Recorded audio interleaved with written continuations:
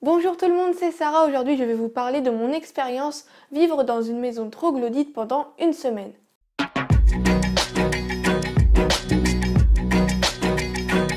Mais avant d'entrer dans le vif du sujet, je voulais vous expliquer un peu ce qu'est une maison troglodyte parce que peut-être que vous ne savez pas ce que c'est et j'avoue que moi non plus, avant d'avoir vécu dedans pendant une semaine, je ne savais pas ce que c'était.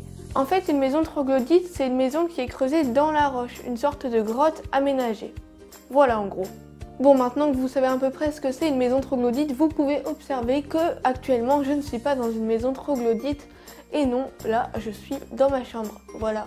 Bref, pour vous remettre un peu dans le contexte, j'ai passé une semaine dans une maison troglodyte en vacances à la Toussaint 2017, donc c'était Toussaint dernier, et on avait loué la maison sur Gîtes de France et la maison était près de Saumur dans le Maine-et-Loire.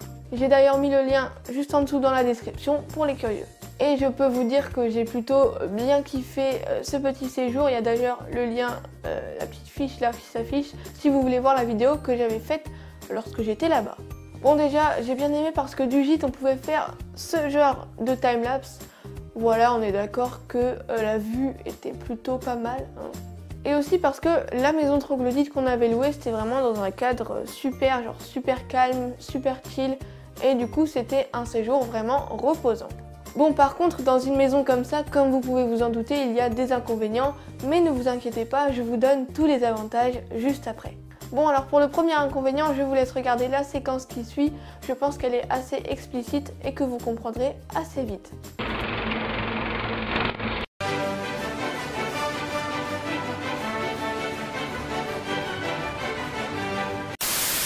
Oui, en effet, il y a énormément d'insectes et d'araignées dans les maisons troglodytes.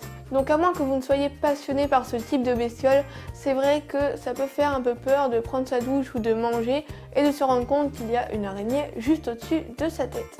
Bon, alors si je vous donne ces exemples, c'est parce que je parle en connaissance de cause, voilà. Pour l'anecdote, le premier soir, j'étais dans la salle de bain en train de me brosser les dents, donc jusqu'à là, rien d'exceptionnel. Mais il faut savoir que je porte des lentilles de contact et du coup, je les avais enlevées, j'avais pas mis mes lunettes encore. Du coup, je voyais flou et j'ai vu dans le miroir qui était en face de moi que derrière moi, il y avait une tache noire sur le mur. Donc là, bien sûr, je me demande ce que c'est, je mets mes lunettes, je me retourne et je vois qu'en fait, sur le mur, derrière moi, il y avait une énorme araignée. Mais genre, tu sais, l'araignée qui fait peur un peu à tout le monde, l'araignée noire avec un énorme corps, des énormes pattes, toute poilue. Et je peux vous dire qu'elle m'a marquée puisqu'elle avait même des sortes de crochets au niveau de la tête, donc c'était assez space quand même. Et donc là, évidemment, j'ai paniqué, j'ai appelé ma famille à la rescousse. Heureusement, comme vous pouvez le voir, tout va bien, tout s'est bien terminé, je suis encore vivante, pas de problème. Voilà pour cette anecdote un peu longue. Parlons maintenant du deuxième inconvénient, c'est le fait qu'il y ait énormément d'humidité dans les maisons troglodytes.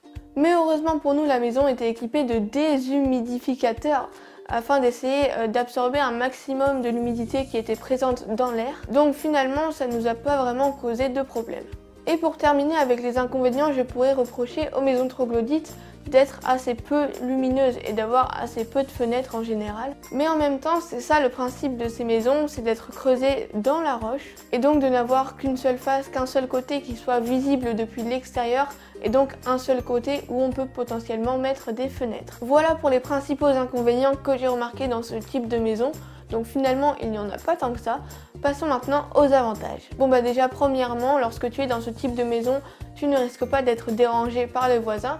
Déjà parce qu'il ne peut pas vraiment y en avoir de mitoyens. Et puis deuxièmement, même s'il y a des voisins, la maison est creusée dans la roche, donc les murs sont très épais et évidemment c'est très bien isolé du bruit. Alors pour le deuxième avantage, je pense pas que ce soit le cas dans toutes les maisons troglodytes, mais en tous les cas, dans la maison que nous on avait louée, en fait ce qui était agréable, c'est que tout était vraiment neuf.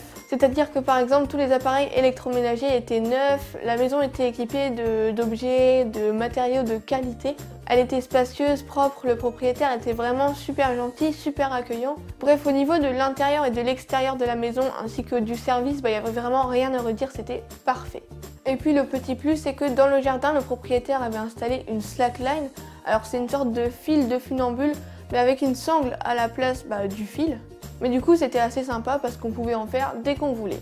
Comme autre avantage, je l'ai déjà dit au début de la vidéo, mais franchement le cadre de la maison était vraiment top, c'était hyper calme Il y avait une rivière qui était même pas à 50 mètres en contrebas, donc si on voulait se balader, on avait juste à faire 50 mètres et on pouvait se balader sur des berges de la rivière qui avaient été aménagées exprès pour la balade. Et la maison qu'on avait louée avait vraiment l'avantage d'être au calme dans un petit village, mais en même temps pas très loin des supermarchés, etc.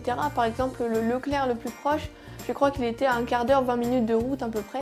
Et on était à peine quelques minutes de plus du centre-ville de Saumur.